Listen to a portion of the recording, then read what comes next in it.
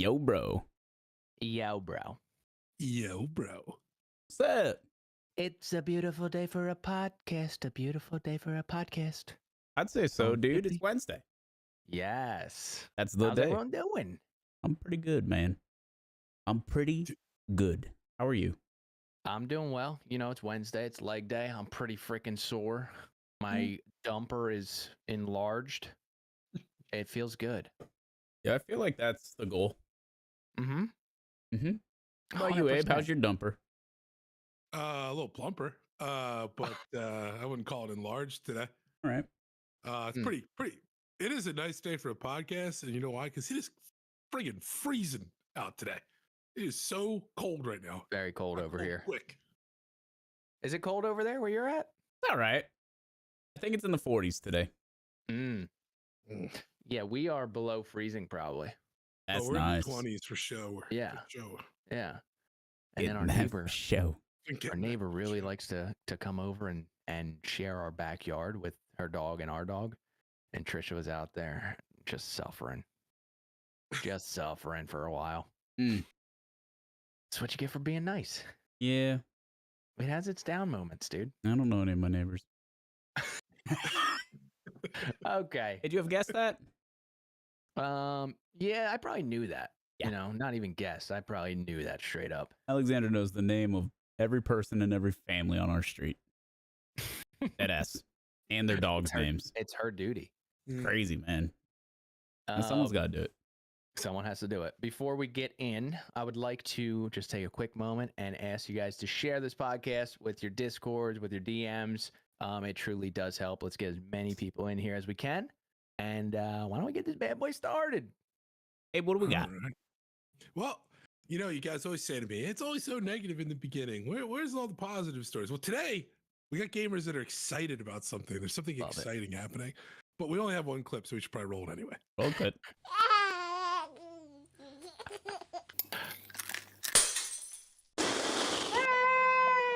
We're gonna get Jim right on that, dude. Should we make an alternate? Yeah, that's what I'm saying, dude. We need an alternate. All right, let's do it. Probably do. Well, what? Speaking of alternates, good segue, Slum.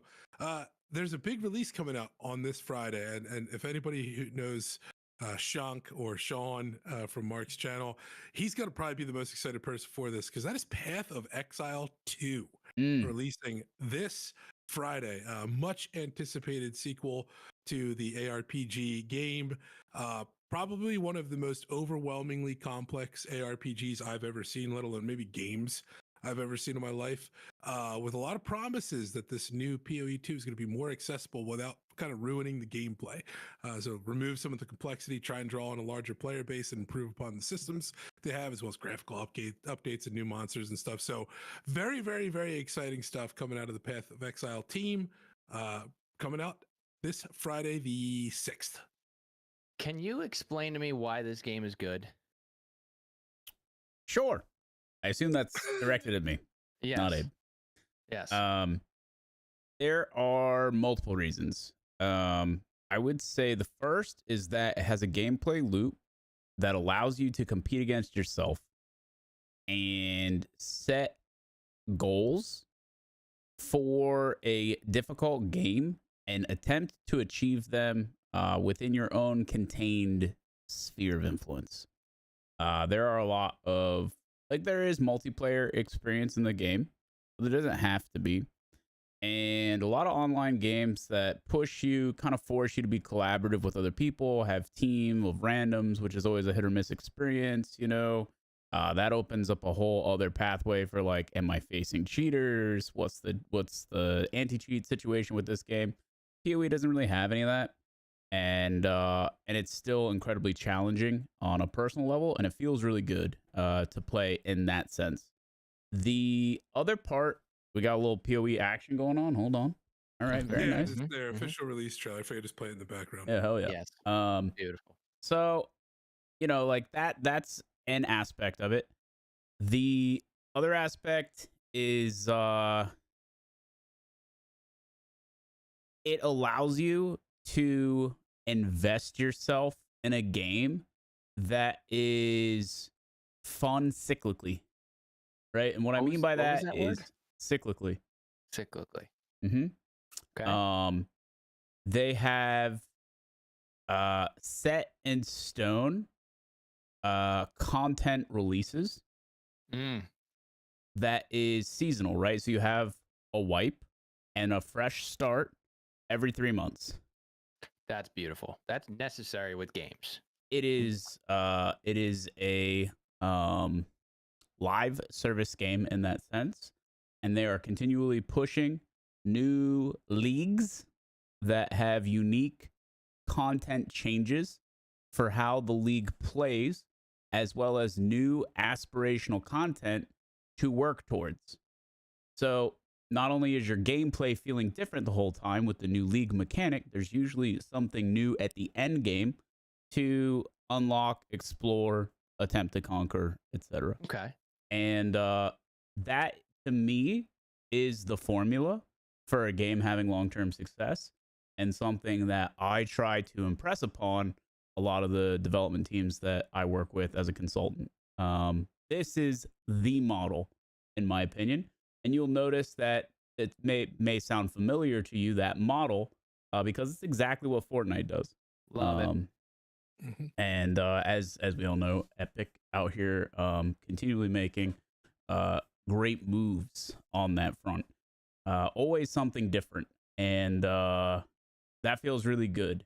The design behind, or the intent behind GGG, Grinding Gears Games, the developer of PoE, they are incredibly intelligent, and the way that they discuss and talk about game design in a very open sense has taught me a lot of things and opened my eyes to a lot of different angles for game design that I otherwise wouldn't have thought out. So shout out Chris Wilson, the GOAT. And, you know, then not only do they give a shit, they put in so much time and effort to understand that they want to do right by their consumer. It's a free-to-play game. And they have a meaningful cosmetic microtransaction model that feels good to support.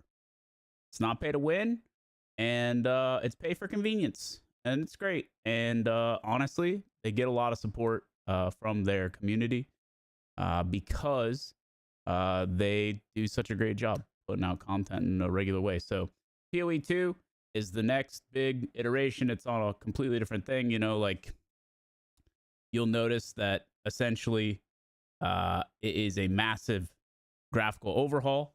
The campaign, which is how you like start and level in PoE, it's 10 acts of content that's always the same.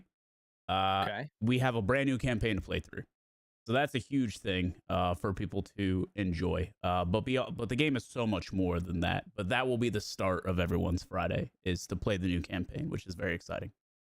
Well, the graphics look awesome. I know a lot of that was like trailer, cinematic, but then they do show in game, and that still looks really freaking good.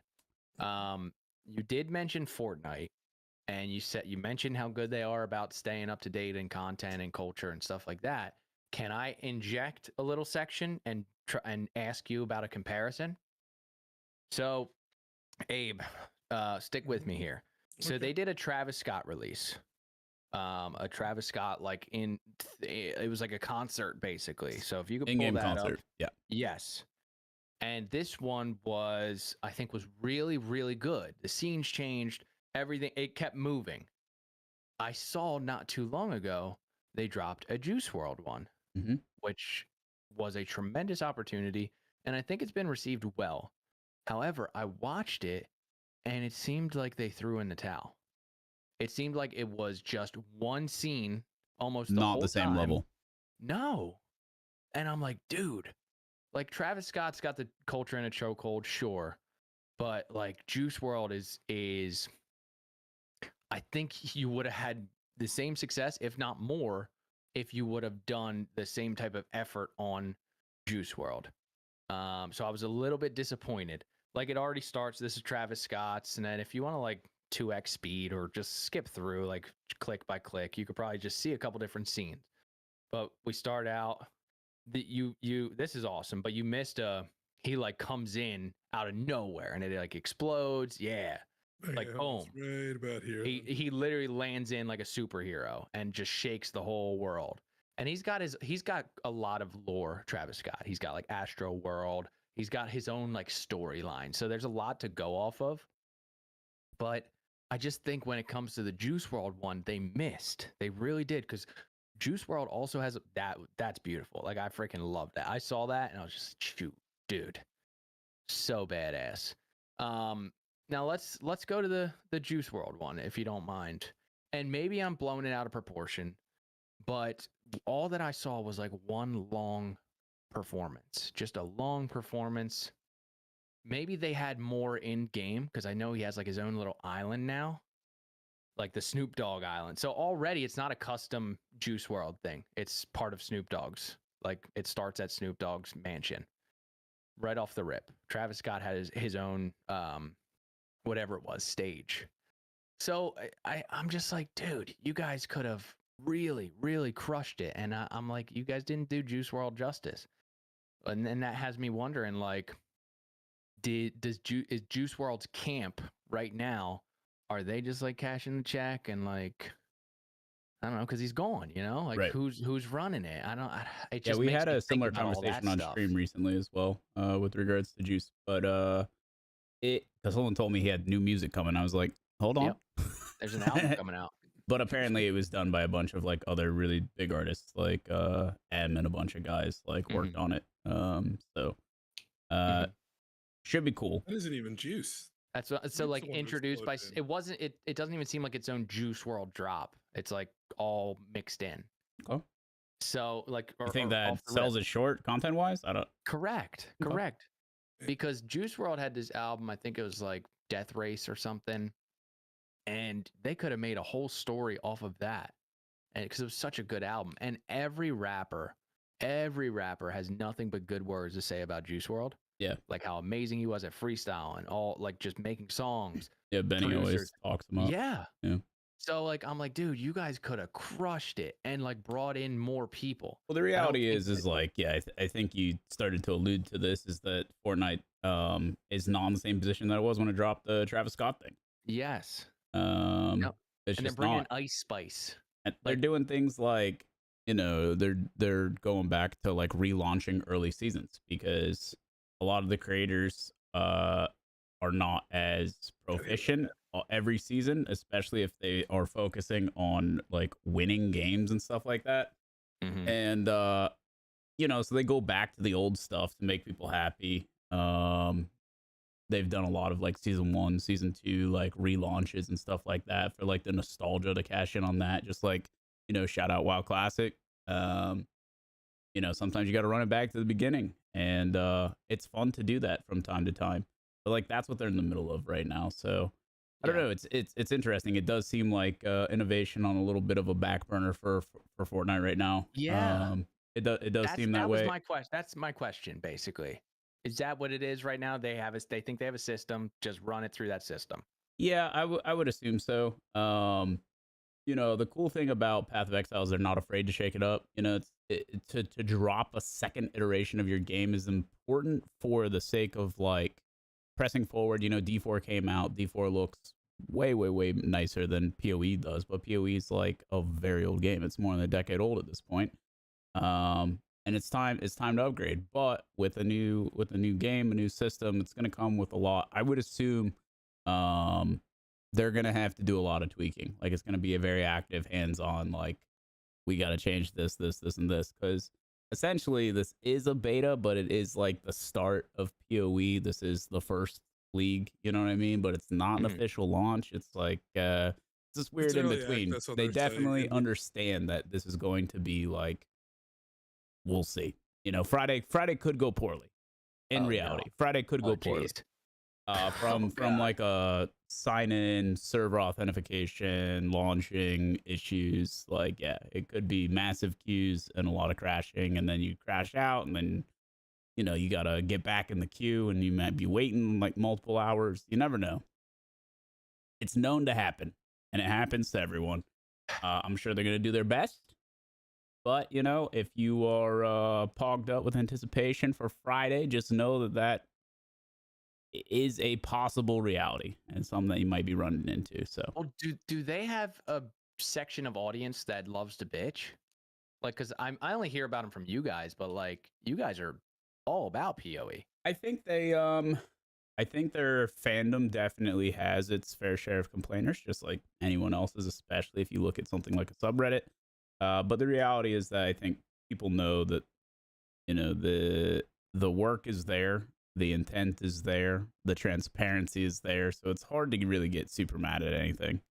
You know, Okay. like launch complications are just a necessary evil. It's part of the process sometimes. So, and I but think- ultimately, I think the game's moving in like a better direction. If they do want to capture more audience, it has to expand itself to people who can play for the first time and not be miserable. Right, their new player experience at this point is terrible for PoE. So if PoE2 can take that over and introduce people in a way that feels more natural, and you're not just instantly overwhelmed with tons and tons of systems that don't make any sense and skill trees that give you a headache to look at, then that'd be awesome, man. Because, you know, the reality is that their fan base can only like, you got to bring in new faces at some point. Got to bring in new faces at some point. You can serve the same audience year after year after year, but at some point, like if you want to continue, if you want to get that another 10 years out of your product, gotta change it. Got to change it. Gotta And change You it. just nailed what I was going to say too. Is I think, you know, in regards to complainers, I think the complaints came in about some of their core systems and even things like, you know, not to get too technical. I know in that game there's like individual slots on items that have colors that link to each other, and you could get something you've been trying to farm for a while, and then it doesn't have the right colors on the slots, and it's worthless to you. Yep. And so there are hardcore fans of the game that complain about their internal systems, and those same systems are also what brick new players from really playing because it's very complicated and convoluted. So I think that's where the complaints came in. I think that's what PoE2 tries to address. okay. All right. Well, that's interesting. Growl says Fortnite's still in a solid spot, so we'll see.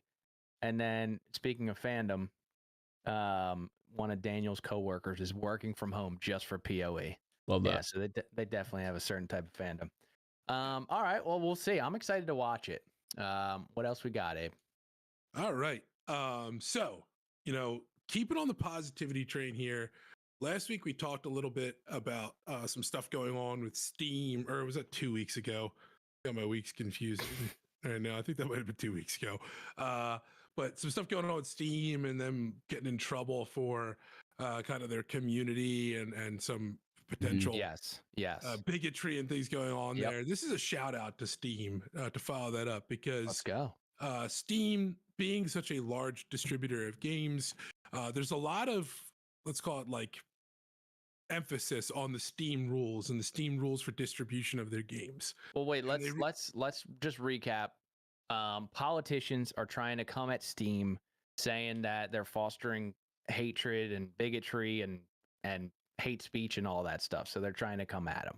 Correct. And saying that it's not like a good place for gamers to go and that kind of thing. Yes. Whereas I, with what they've done now, would argue that Steam is the only place that actually is a marketplace, maybe other than Epic. Epic's pretty good too, but that actually cares about gamers and gamers getting the value out of their product. Because their most recent update to their rules in terms of service is in regards to season passes and season pass guidelines that for distributing season passes on their platform. So there's a whole list of stuff here that I'll go through. But firstly, they kind of define what a season pass even means if you're going to sell, you know, a season pass. And to give you an idea, some too, what they're talking about, that is, I have planned for multiple DLCs to be released for my game. There's going to be 4 of them. Let's say you're buying a pass today that gives you access to all 4 of those when they do officially release. So Steam has How put is this a Steam Pass thing though? Like, so Steam is setting the rules as to a publisher or as somebody selling a season pass on their platform. A developer selling a season pass on their platform. Okay. So they first define essentially what a season pass is, and that is, as their rules, a pack of current and future content that customers can buy with a single purchase. All of the DLC included in a season pass and each DLC's release timing will be displayed on the season pass store page. As content is released, customers who have purchased the season pass will gain access immediately. So they're just basically defining what that is, saying that you're promising future content and basically defining what you're selling. But then here's where they actually start defining in the rules now. So these are their new season pass guidelines. It says when a season pass is made available for purchase on Steam, it must include all of the following information: a complete list of all DLC to be included in the pass, for example, listing each of the 4 DLCs included in a pass, a basic description of the content that's included in each DLC. For example, the first content release might be the quote Glitterlands expansion, new area to explore, 2 new weapons, and new enemies. It's not required to have the final name of the DLC included in the season pass, nor does it need to be incredibly detailed. Something simply like new weapons or 2 new weapons is acceptable. They don't have to exactly list what those weapons are going to be. And then the expected release date for each of the DLCs, that's quarter and year, so January to March of 2025 or something of that nature. Okay. So right off the rip, what they're attempting to do there is they're basically making you define exactly what the product is that the consumer is purchasing. Set the expectations, and also set the expectation that we're going to hold you to what you say.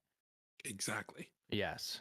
Okay, that's cool. Because with that, they also put in new rules in regards to delaying and canceling a season pass. Ooh. So essentially, this is their statement. We understand that game development doesn't always go as planned. If you think you aren't going to be able to release a DLC into the season pass by the quarter that you promised, we allow you to self-reschedule the release date one time only during the season pass. You can pick a new date up to 3 months later than you originally selected. If for some reason you need to delay more than that, please reach out to us directly. And then if you cancel a DLC and a season pass, customers will be offered a refund for the value of the unreleased DLC. And the reason that's really important, obviously offering a refund is great, but this is official Steam policy, meaning that if you sell a season pass on their platform and you cancel it or any of the DLC involved, you are required by them to issue refunds to the people that purchased it. But to the value of that DLC. Correct. So if you get not the entirety of the season pass, and I'm sure the game value does of that DLC. Well, I think if there's 4 and you release 3 and it's $100, maybe it's $25 then. But maybe you don't know. It could be like that. This DLC was gonna be trash, dude. We value it at like $9. Yeah, never know. So there are still definitely things ambiguous in there, exactly, to leave some ambiguity. Yeah, I mean, I can appreciate Steam for protecting the consumer here. The sad reality is that, and we've already seen plenty of this, is that games are just going to include less content so that they can pre-create and be able to properly define their DLC because it's already made. And they're just going to release the game with less, and then they're going to set certain things aside that they can clearly denote in a season pass, and they can say that they made good on at XYZ intervals and not have to worry about any sort of delay when it comes to development, because no dev is going to take the risk of saying, hey, we are going to put this DLC out in this quarter, and then if that's delayed and they have to move it one time, that's their one time, and then the next time they're all of a sudden they're losing money. They're not going to do that. They're just going to not release content in the base game, which is unfortunate. So there's no developers that say we're putting 90% effort into this game, 10% into all the DLCs. As soon as that game releases, then that ratio continues. 90% onto this DLC, 10% into the future. It's more like we're doing 50% into this game and 50% into all the DLCs to make it easier on the back end. AAA companies are literally quartering up their game like it's cattle. Oh my gosh. Pre-preparing. At Ubi is a classic example of this. They do this shit all the time. So it is what it is. Don't pre-order AAA games. Don't buy their DLCs in advance. You know what I mean? What is the benefit of that? Do they give a better price? They A usually discount? offer it as a discount, and Okay. what they do, and they are still allowed to do this. This is one thing that's allowed with these guidelines is, uh, previously you had to like list out all this stuff individually. You can still sell a deluxe edition that includes future content. So if for people that do pre-orders and they buy like the premium edition or the deluxe edition, there can be promises of future content in that skirt these guidelines a little bit, because that's a little bit different since you are getting the base game included in that. This is more targeted around solo season pass sales. Understood. I think this is good, dude. I think what else can they do? Like they can't. This is pretty much they're getting close to as far as you can go. I think this is pretty good. I don't know. What do you think? Do you think it's going to be a good thing that game developers are getting more structured and systematic with the DLCs, or do you think no, they're just gonna these first releases are gonna be I think half of what the game should be? dev that is pre-planning DLC is scumbags. Simple as that. If you To what level though? Like to all hey, levels, your only focus should be making a game, and then when it comes out and people like it, then you can start discussing and planning and working towards what else can we put out for okay, content, that's because fair. you are essentially, by pre-planning DLC, you're admitting that you're half-assing the game that you're putting out to begin with. Yeah. So let's say Unless it's a complete issue of like small indie studio and the scope has to be reeled in based on budget and burn rate, that's fine, right? Like this is the game. Hopefully this works out, and if the game is, well received and it's a product that people are happy about, then they'll be happy to buy your DLC when you make it, right? Like knowing that you have certain features that are not literally financially possible and then putting that out as DLC after the fact is a completely different thing. What we're looking Okay. at is literally just trying to milk the bottom line as much as possible by studios who have the budget to actually put out a meaningful game to begin with. They just choose not to. So all right, let me give you an example. Sure. So GTA, I believe 5 or 4. Which was the one that had the Lost and the Damned? Do you guys remember? No. If not, whatever. One of them. The Lost and the Damned was a DLC, and it was like a biker gang, and that had its own little story now. Do you think 4. when you make a GTA, instead of saying, all right, we already know we're going to want to branch off Lost and the Damned, it's going to be great. We put this guy in the main game. Let's start planning Lost and Damned. Do you think it's more like release the game, see what people liked the most, see if people thought of things you didn't, see if they're like, wow, this character is great. We thought this character was going to suck, but the community loved this character for some reason. Let's make DLC on that stuff. As opposed to, we got an idea already before this first game even released. Lost in the Damned is going to be a great DLC. Start building it. Yeah, I mean, it's different when it's Rockstar and the game that you're getting to begin with is fire. Mm-hmm. And is so many hours worth of content, right? Like they're not milking anything. Even if they think like we're gonna even put this character in and we're gonna give him a little extra story and maybe we get a DLC out of expanding that. If that's a pre-thought, great. I have no problem with that. But the reality is it comes down to your track record. What kind of game are you putting out? If you're being internally investigated by putting out 4 terrible titles in a row like Ubisoft, then yeah, I have a problem with you pre-planning DLC. How about you make one good game, dumbass? Like, it's crazy to me. And honestly, I call them dumbasses, but no one's more dumb than the people who still pre-order Ubi. Like, it's your fault. Yeah. You are enabling the issue. So it's just, yeah, it's unlucky. But there is a responsibility on the consumer, man. Like, I'm not going to act like there's not, like these people aren't having like the wool pulled over their eyes at this point, Correct. There's no excuse. And I think there's fool a me difference, once, right? Like, Fool me Slum, 87 times. Yeah. Mm-hmm. Slum, what you just alluded to too is like there's a difference between, okay, this game we've said is coming out at this time frame. You know what? We're gonna make all this stuff now, and instead of making the base game great, like, let's just break this into pieces so that we can promise this DLC, and then we have future promised revenue, like that, or future incoming revenue that we know is going to be there, right? So let's not release this game full. Let's release this in bits so that we can monetize it further. Versus let's release a full game, and there's this one character we wouldn't do more with, but you know what? You know the game's still complete without it, so we could potentially do a DLC on that in the future, even if there's like the premonition to do that. It's really just, is the first thing you did done? Okay. Yeah. Did you get that done before you built stuff that you're planning on charging for later? And the audience decides if it's done or not. Yeah.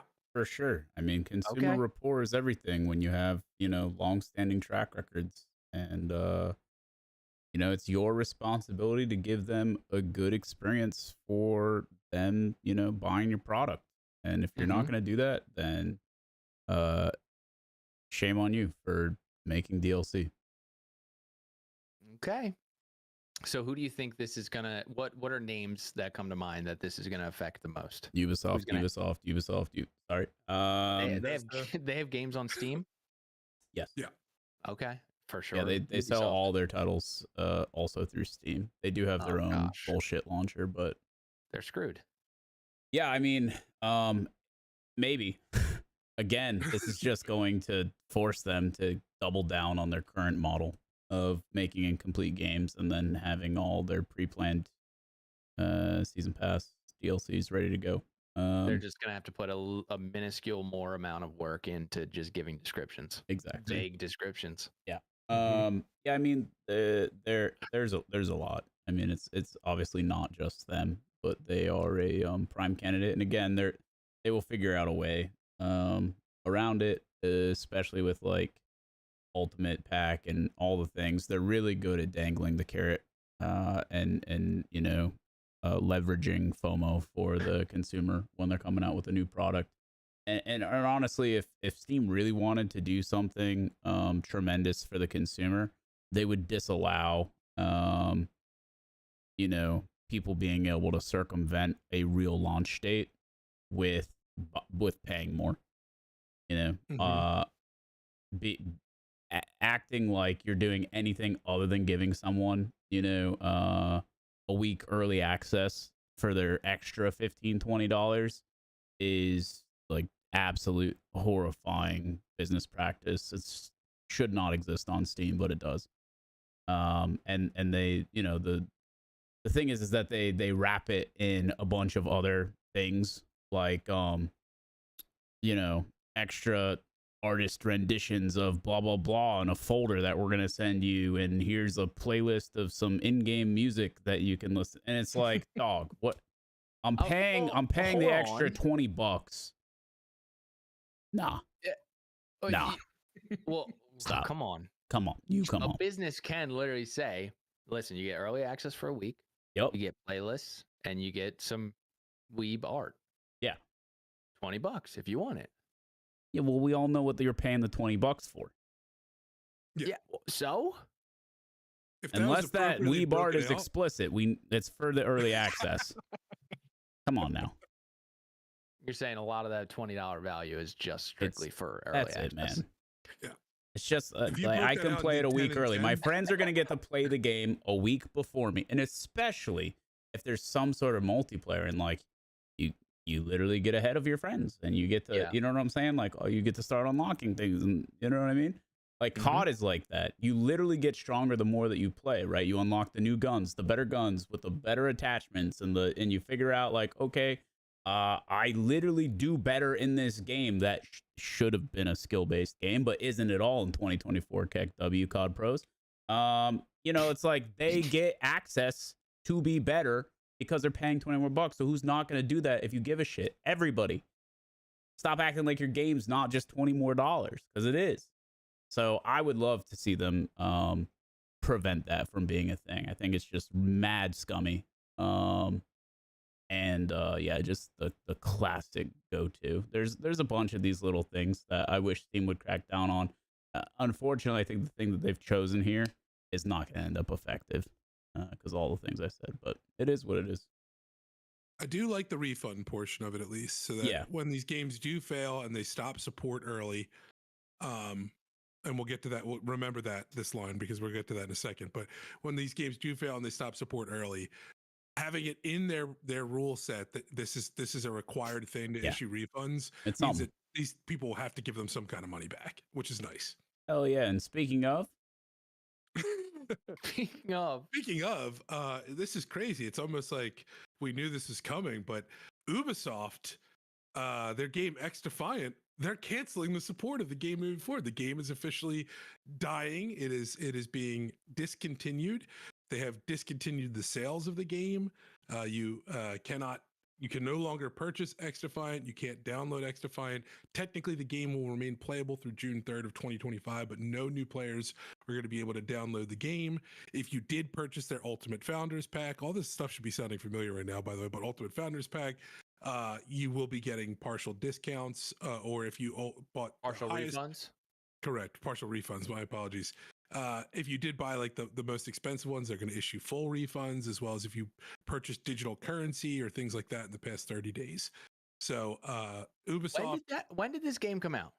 I thought it was the COD killer. That's what everyone told me, Small. When did XDefiant come out? I'm getting the release right now. The official release was May of 2024. So May 21st. Dude, come on. Come on. Bro, I was about to be like, if it's 2 years, that's still hard to argue. But this year? 7 months. It's gonna run for 1 full year. How does this company still make games? Well, they're being internally investigated, dude. It's insane. Yeah, but internally investigated by who? By them? No, by someone they hired? No, they have like a third party that comes in, and I mean, it's not they are auditing the you have to understand they're being held accountable by shareholders. Okay. Right? And so Ubisoft is public, or the parent company is public? I don't know exactly. I think Ubisoft is public. I could find that out too. Okay. The reality is that they've had so many stinkers in a row that the money is scared, and they are looking into like why like who's responsible at this point for having such glaring disability when it comes to providing a meaningful product.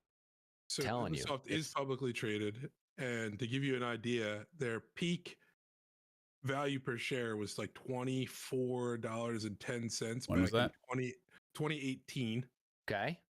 And today the stock is worth $2.45. Dude. So, yep. Bro. That's a steal, bro. Should we buy in? Fuck no. I feel like they're so low that it's worth a gamble right now. I'm not a financial expert, obviously. Don't fucking. This is not financial advice. So I'm telling you, remember we talked about like when teams are oversee games and then they flop, they're probably just like, dude, lay low. Don't come into the office for a little bit. Yep.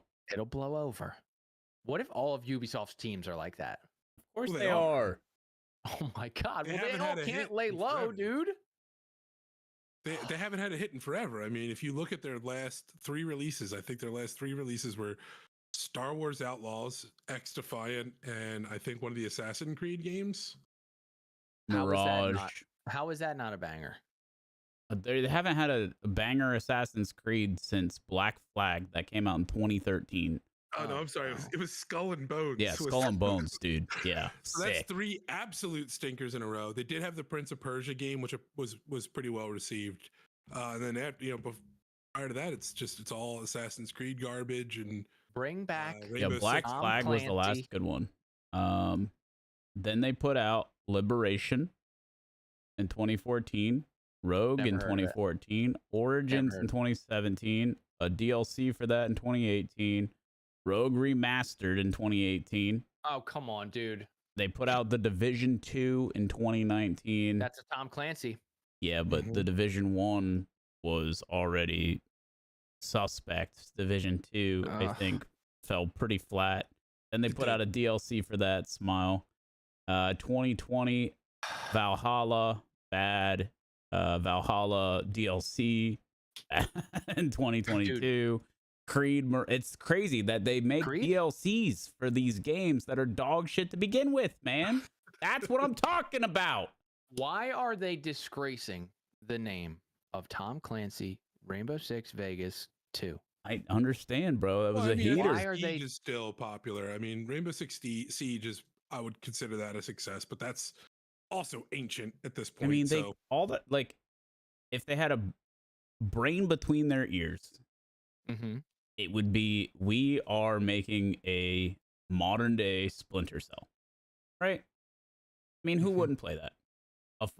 Like, you don't. I was never a Splinter Cell guy.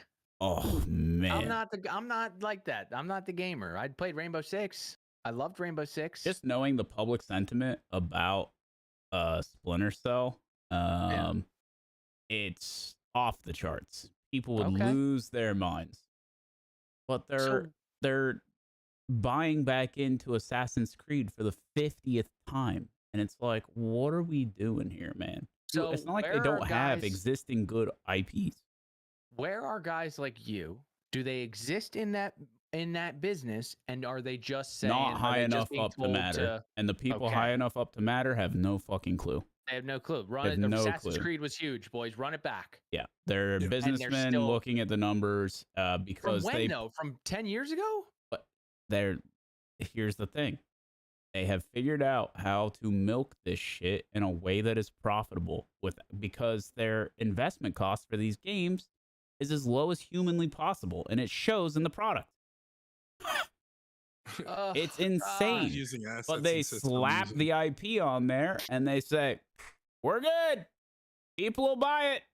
I mean, that's exactly what they did with Star Wars Outlaws. The most expensive part of developing that game was purchasing the IP to be able to use Star Wars. And they were like, well, we don't need to make a game now.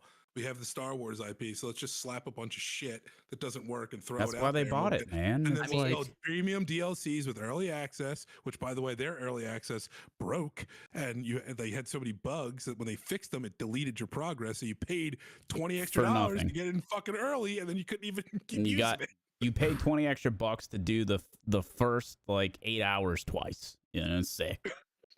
This is the movie model, the movie studio model. Correct. It's like just risk aversion. The whole high IP, and oh gosh, it's nauseating, bro. Ubisoft, dude.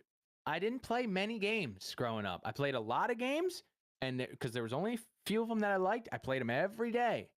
Ubisoft was like, the company. Once upon a time, you fucked up.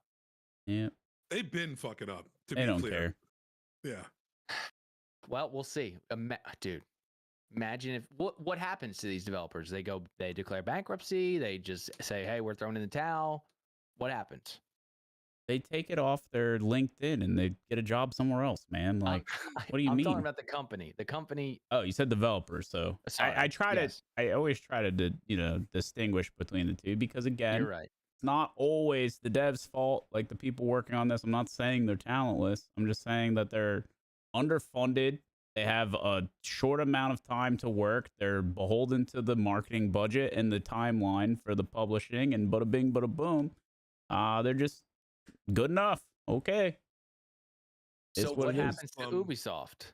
Their strategy seems to just be to blame the industry and the fans for not that was their strat. Remember? That's hilarious. Yeah, that's absolutely. That guy came out and said, like, it's crazy, man. Crazy. You guys don't know a good game. It's crazy. Oh my gosh! And then they blame, and then they talk shit about companies that make good games, dude. And they act like they're the fault, like it's their fault. The expectations for the consumer, they're way too high because these people actually gave a shit. They literally say that publicly. Insane. You care about something you're spending your hard-earned money on? Come on now. Embarrassing. Come on. That's below you. That's beneath you, dude. Can someone get a hold of an Ubisoft developer and we'll blur him out, we'll change his voice. Can we get an Ubisoft developer in here, dude? I want to get an Ubisoft developer in here. And is it Ubisoft or is it Ubisoft? Who cares, dude? They didn't deserve the right to have their name said right. Fucking Ubisoft. Oh my gosh. Let's make this happen, dude. Let's all pull together and let's get a dev in here. And we're gonna be like, dude, your secret's safe with us. You're blurred It's gonna out. be hard to find them, dude. No one's Oh, putting that gosh. on their Oh, LinkedIn. gosh. I'm telling you, that shit is off the resume. Star Wars Outlaws, delete. It seems there's a gap in your resume for 12 years. What I was in a happened here? coma. Just Right say by a I car. signed an NDA, dude, so can't Yeah. talk about it. Can't talk about it. Won't talk about it. Gosh. Let's man. do this. Let's try to make this happen. Let's put some brain power behind All it. right. Let's get one of these people in here. All right. You're listening, Ubi. We're here to talk. Well, they might catch one of these shorts. I've been taking notes. Markstrom has like 2 solid rants about Ubisoft this time, dude. So we might have to. They might catch one of these shorts. All right, what else we got, dude? All right. So Slum, I know we've talked about this before. You're a timely guy, right? Like you believe What that does you that gotta mean? show up. Well, no, this is an actual your philosophy on life. You like to be on time, right? And you're a I get up think early kind of 15 guy. minutes early is on time. Exactly. I think that's a good general philosophy to live by. Okay. However, it seems that might not just be like limited to a person, but also based on a species, because we were supposed to have a war with aliens yesterday and they didn't show up. Those bastards. Where is this coming from? Where is So- this going? Where is it coming from? What is going on here? I'll What are tell you you where it's talking coming about? from. It's Not coming my from an joke. AI model. There's a guy named Cliff High. He's a computer scientist and he's a linguist. And he built an AI model and released it in a YouTube video where he spoke about it. And the model's prediction, known as the 39 days to melee, said that there would be a battle between humans and aliens that would occur in the skies 39 days after a triggering event incited the incident. Okay. And he called the temporal marker, or the triggering event, was podcaster Joe Rogan's interview with President-elect Donald Trump on October 25th. He said that the descriptors in his model tracked that in 2009, there indicated that visible contention occurred between UFOs fighting over other UFOs or UFOs fighting jets, so human aircraft, and that he predicted that on December 3rd, visible contention between humans and aliens would begin, eventually ending in melee after an unspecified period. And it is now December 4th, and these bitches didn't show up to the fight. I don't think they're late. I think we are reading the signs early. I think if there is any date that is going to be a high triggering date, it's going to be when Donald Trump is brought back into office. I think that is going to be the triggering date, which then, what is it, 39 days after? 39 days after that. So what Mark is your 39 calendar. days from January 6th? I believe January 6th, they'll bring him in again. Well, that's if 31, right? So that that's happens. 25. So it'd be like February 20th. I think that's if this guy's February close, or something like that. I think that's when it will be. Because that's going to be the triggering event for sure. That's going to be way more triggering than, I don't know. Are people accepting it? I don't know. Who knows? But I think that would be way more triggering than the podcast with Joe Rogan and Donald Trump. Hmm. I don't know. I feel like Joe Rogan's, he's an aliens guy through and through. Yeah. So I don't even know if it would be the war, dude. I feel like aliens would like Joe Rogan. Oh yeah, dude. They're definitely He's the probing each biggest- other. Yeah. Consensually. Yes. He's the Yeah. biggest spokesperson for them. Yeah. Yeah. Yeah, if they come through, we let him make contact. I would say, Surely. yeah, I feel comfortable with that. All right. 100%. All right, so We probably keep Alex Jones out of there. I just- I can't. I was gonna go for it, but I don't want to. The descriptors in his model tracked in 2009 indicated that the visible contention would be UFOs fighting other UFOs. Why did in 2009? Why was that said? I'd be very interested to. Why would we see UFOs fighting each other? Why are they fighting in our atmosphere if they're fighting? Why is Earth the 2009 would have been Could have I'm been a trying to think love of triggering triangle. events. Oh, well, it also could have been some aliens, the ones that are like doing an experiment with us, are like, stay fucking back, dude. We're in the middle of something here. Yeah, Don't that's come true. in and interrupt. Yeah. And that could have Yeah. happened in our atmosphere. So it's like kind of like an alien turf war. Possibly. We got this lizard person in there. It seems like they're accepting him despite calling him a lizard person, and he actually runs Facebook. So I think it's going pretty well. Oh my God. I would say we got a few down there. We got a few lizard people down there. They're doing all right. One does report of the week, the food review on YouTube. He seems to be doing all right. One does tech tips. Hello and welcome to the war between aliens and humans. So I would imagine the craziness of two different alien species battling above us, because our minds can't even comprehend what they could have. Like, anything is possible. We haven't even had thoughts of what is possible in their type of ships or artillery or anything like that. Like, just imagine you're looking at it like, holy crap, dude. We may not even be able to perceive them. You're right. It could be happening right now. I could be getting probed at this very moment. I bet you are. Maybe they weren't, Lee. Yeah, maybe we have our feeble human brains can't comprehend what we're witnessing. Plug me in. They walk among us. All right, so where can I find this model? And what's going on with it right now? If they're late in his model, what's he saying? Did we get an excuse? Yes, correct. Is he making some changes? Is he excusing some things? What's going on with him right now? I'm trying to find. So I think I'll give you his YouTube channel. Okay. Maybe we can post this for everybody, but I'll send it to you now. Okay. So that you can start to dig into Cliff High. I'm gonna from the second I see this guy, I'll tell you if he's full of shit or not. I got a good full of shit detector. It's the first video that's on at the top of his channel. It's called Trump and Rogan Temporal. 39 days to melee Trump and Rogan temporal marker. I think this guy's full of shit, dude. He's got the title down on YouTube for YouTube algorithms, dude. He's got the title down. Like, this guy's playing the game, bro. Also, I'm selling a book. Make sure you get the book I just released. Yeah. All right, I'll check him out. We'll tap back in on that guy. I'll check him out. But he's already one strike down. It's incorrect. Well, either that or, like, aliens just didn't want to. I mean, don't start nothing, won't be nothing. That's all I'm saying. Oh, come on, bro. You better show up. Put your money where your mouth is. Come on, dude. Maybe they're like super slow aliens, and they invented warp drive, but they have no weapons. They had no idea like how to develop weapons for some reason, and they have like they're incredibly peaceful, and they took a look at us, and they're like, yeah, or that. Maybe we don't. Maybe we don't. Maybe we don't. It's not worth it. A lot of beware of dog signs down there. Yeah, leave them be.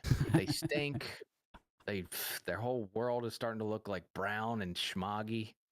Leave it be down there. If it's the aliens from Signs, weren't they like? Didn't water kill them? And that's like our atmosphere. So maybe that's what it is. Maybe they got here like, fuck. I'm strapped up, baby. He's strapped up, dude. I'm ready to go. Say strapped with the blicky over there. How about the aliens from Quiet Place? Those are terrifying. Love that. Spooky. Love that. That's our reality. I'm just getting killed instantly. Oh, bro. I'm not living in that. That's like the World War Z zombies. Oh, those are not. Yeah. Those are not good either. Yeah. Like, anything that moves that fast, I'm done. Just kill me. Yeah, just done. Walking into it. Like some zombies, you think, and you're like, dude, I'm gonna wreck that zombie. Like, I'll go get groceries right now. The World War Z zombies, absolutely not. I don't even know if I'd want to exist. I think I might, All right, so I'll tap back in on what's his name? Cliff High. Cliff High. More like Shift High. All right, so what do we got? We got one more thing in the chamber. What do we got here? On the topic of AI, so the former Google CEO Eric Schmidt, he's been going on podcasts and warning the world of the dangers of the perfect AI girlfriend and boyfriend. So basically, he's been talking about the fact that with these AI models that are coming out and their ability to essentially function as chatbots and respond and converse with people, our youth being involved with these these AI models is very, very, very dangerous and harmful to their future and their development. Yeah. And his quote is, imagine that the AI girlfriend or boyfriend is perfect visually, perfect emotionally.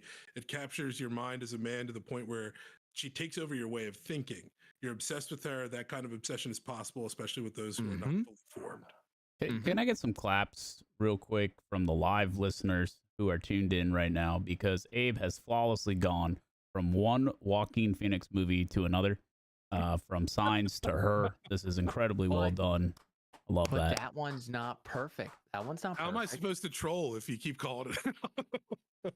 That one's not perfect because she was only audio, right? That wouldn't be perfect. Not visual. That's true. You need physical. Listen, if you have a sex robot in your house, that's fine, man. I'm not judging. There was Oh, breaking news. No.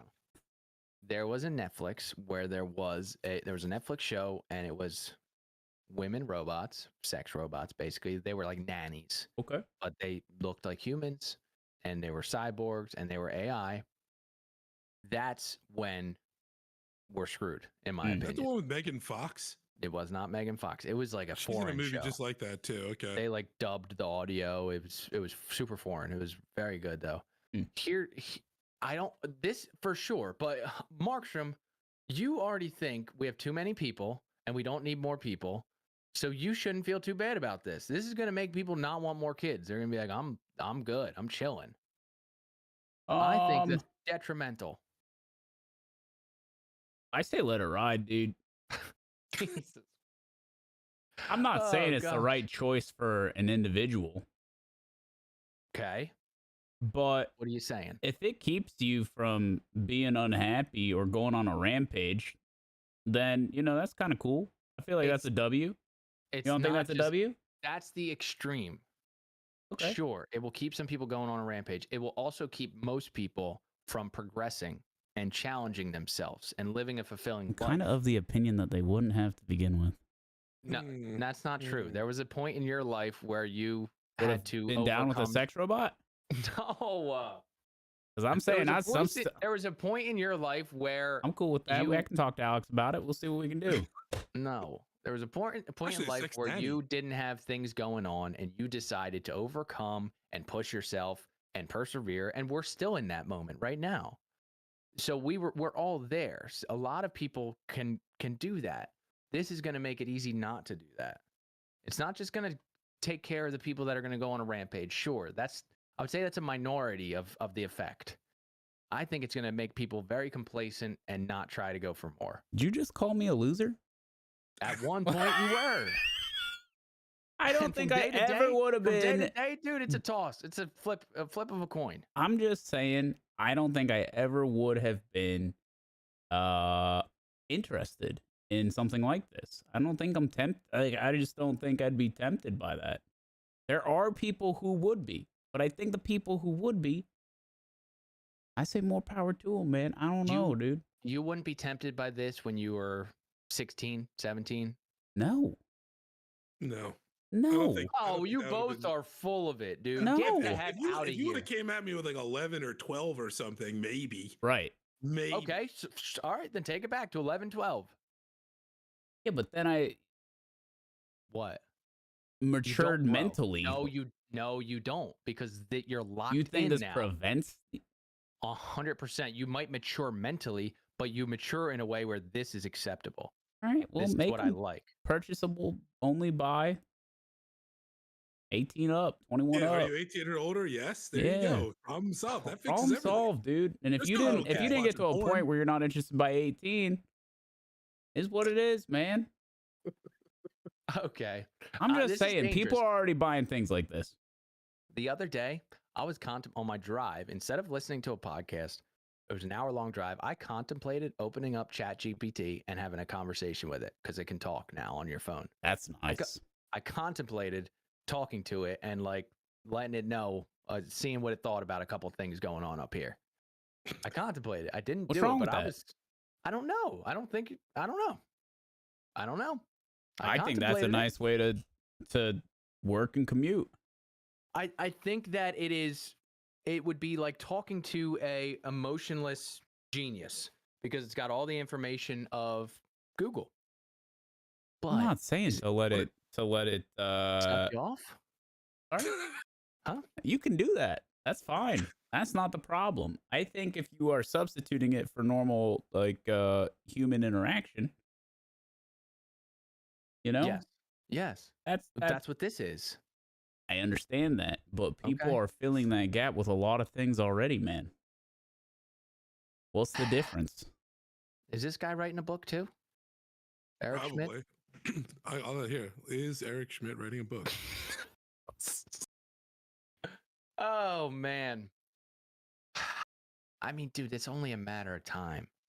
It's only a matter of time. Bro, He I already wrote a honestly book see- in 2021. Of this is the course. girl in the red dress, dude. Wall Street Journal best-selling book, The Age of AI and Our Human Future. Of course. What about? Are you a fan of Black Mirror? Anyone out there, Black Mirror fans? I've seen episodes, but those kinds of shows like go in one eye and out the other. Like I don't Okay. ever remember them. Okay. Like the one-off episodes. I watched most of it, but I think Black Mirror probably got the closest to like dystopian and like accurate to make you like really think. mhm. There was an They episode do a good job where- of that for sure. Absolutely. There was an episode where instead of virtual reality with goggles, there was a little thing that you bloop right on your temple, Hmm. and it takes you into the world, and you're really there. That I think is going to be real to some extent. Not going to be the goggles, not going to be glasses, not going to be the Matrix plug in the back of your head. It's going to be the little Hershey Kiss thing. You bloop right on top of your temple, and you're in. That is, I think of that, and I'm like, dude, we might see that in our generation. I think And- we're definitely seeing at least like Ready Player One-ish. You familiar with Ready Player One? Yeah, but did we experience it as viewers of the movie? Did it feel as realistic to them? Sorry, You know, say that because again? so we experienced it as a viewer of the movie. Sure. So we were in there. Yeah. They were also in, but they were wearing goggles. They had their suits on. They were on the little treadmill type thing. And then you take your goggles off and you're in your Yeah, I van think the in a assumption is junkyard. that like the tech is good. It feels People really won't good. do it unless it does, right? And Okay. so like I think the overall like adoption of it in the movie suggests that the tech is really good. Sure. Yeah. Yeah, I would agree with that. So, That's a good point. You think they Um, have those tasty lollipops in Ready Player One? Jesus, man. I tried to put that out of my Dude. brain so bad. The AI girlfriend and the lollipop together, it's bad. Now we're talking. I'm back on board. Okay. All right. What besides looking forward towards that? What else do you have exciting going on in your future, dude? My WoW character's still alive. That's a Feels lie. good, man. No, I haven't died. Never will. Hardcore WoW. I'm a goat. Okay. The character's alive. We're banging. We are on the verge of potentially doing a 24-hour broadcast on Friday. So tune in tomorrow. Find out if we make that a reality. Twitch.tv/Markstrom. I will be there, and maybe we'll be doing our first 24 in a very long time. A little throwback. Dude, if we do, I don't know what, all the plans you got, but that would be a great day for a 24. If, you want a little company. Could be a great day. Could be a great day. Time will tell. Also, yeah, Ex Machina was great freaking film. Great. They have the robot scary as well. That girl's still out there, by the way. I don't know if you guys remember the ending. Spoiler yeah. alert. Abe, how about you, dude? Well, I'm hoping I can help moderate on that 24-hour stream. We are very close to making it possible. And I'll even say this. If I'm at the stream tomorrow and someone adds me and gives 5 subs, I'll match it. So we can help. Well, hold on. Is there a limit? Yeah, I'm doing that one time. Someone? One- there it is. Doing that one If time. one person. Yeah, well, Yes. the first person that adds me and gives 5 subs, I'll match it. Okay. Okay. As long as I'm around, because I am a little busy tomorrow. But I should be around at some point, and we can get a sub train rolling. We'll try and get a hype train, all that cool stuff to get us to the goal. Because I think 24 hours of FPF would be very, very, very enjoyable experience, especially if he's doing hardcore well. You could gift like, an hour straight of live to win or something like that, and we could have a good time. So hopefully I'll be able to we'll make that happen. I'll be able to be there to moderate it, and that is of course over at twitch.tv/Markstrom. Shout out Paul Stanley. There is no way that people enjoy me and Markstrom playing Rocket League live on his stream. There's no way. Remember, you thought you were good, and I had to shit on you. Do you remember that? You remember that though? What do you got going on over there, Slum? Right now, I'm really interested in learning again. I want to learn a lot of stuff right now, and I want to put a lot of stuff into practice. I'm facing new things that I've never faced before, so I'm excited about it. And Unreal Engine's getting awesome. And also, I really want to take what I did back in the day with saying, I want to learn Unreal Engine, I want to learn Unreal Engine, but I want to do that with the new thing in Unreal Engine. I want to really get into motion cap. I want to really get into face capture, and I really, really want to step it up. I see that being still applicable and fun, even with AI coming in supercharged. So I really want to get into that, and I'm excited about that.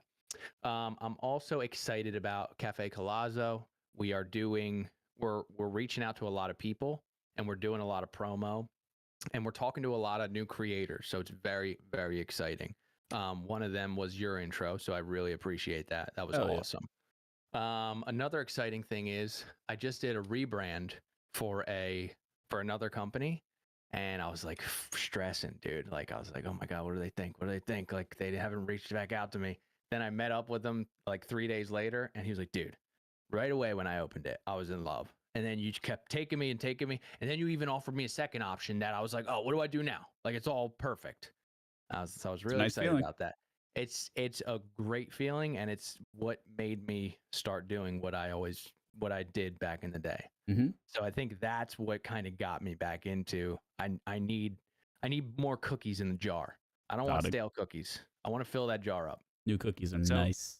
That's what I'm excited for. And also, I'm excited for the 24 hours. So let's make that happen. I will also make the same offer that Abe did. I will match another $5. So there you go. That's 20 if people fulfill.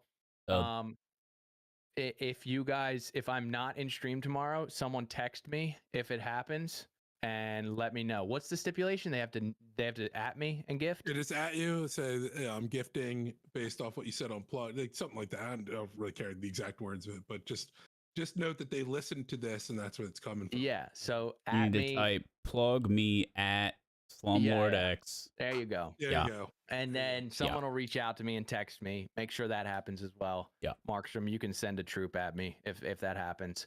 So let's make that happen, because I'd be excited to hang around on Friday. I need you to look at that rash too. Okay, I'll get Nooch on that one. Right. So you guys know we do this podcast every Wednesday unless Markstrom has a baby or Abe goes on vacation. We have a great time doing it. So would you kindly share this YouTube channel with everyone you know? I actually had a really good time this podcast. Like, I really enjoyed it. So thank you guys for being here. Share this podcast with your mom, your dad, your brother, your sister, your aunt, the fish in the fish bowl, and the dog on the couch, because we want to share the good time that we have with as many people as we can.